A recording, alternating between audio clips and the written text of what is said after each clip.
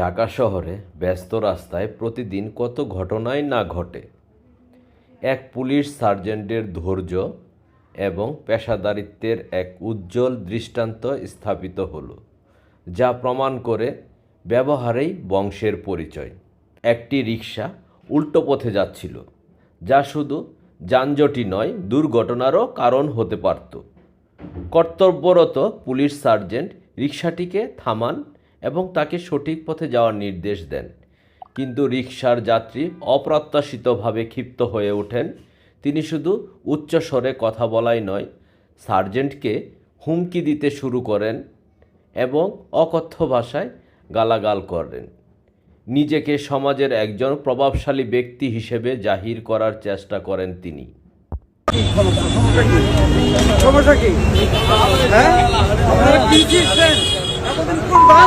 এই পরিস্থিতিতে যে কোনো সাধারণ মানুষের মেজাজ হারানো স্বাভাবিক ছিল, কিন্তু পুলিশ সার্জেন্ট দেখালেন তার অসামান্য ধৈর্য এবং পেশাদারিত্ব। তিনি যাত্রীর কোনো উস্কানিতে কান দিলেন না। শান্তভাবে এবং ধীরতার সাথে তিনি নিজের দায়িত্ব পালন করে যান। তার চোখে মুখে বিরক্ত বা ক্রোধের বিন্দুমাত্র ছাপ ছিল না।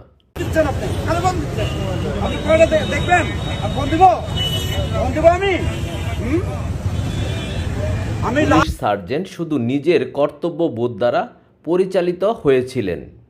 এই ঘটনাটি ছোট হলেও এর গভীরতা অনেক।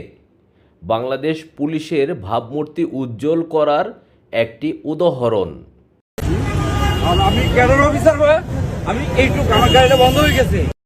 যখন একজন পুলিশ সদস্য এমন পরিস্থিতিতে নিজেকে সংযত রেখে পেশাদারিত্বের পরিচয় দেন, তখন তা সাধারণ মানুষের মনে পুলিশের প্রতি শ্রদ্ধা ও আস্থা বাড়িয়ে তোলে।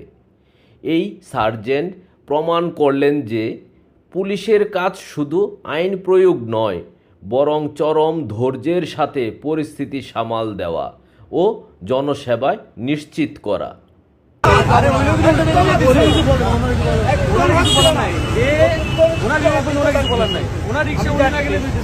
এই ঘটনাটি আমাদের সবার জন্য একটি শিক্ষা।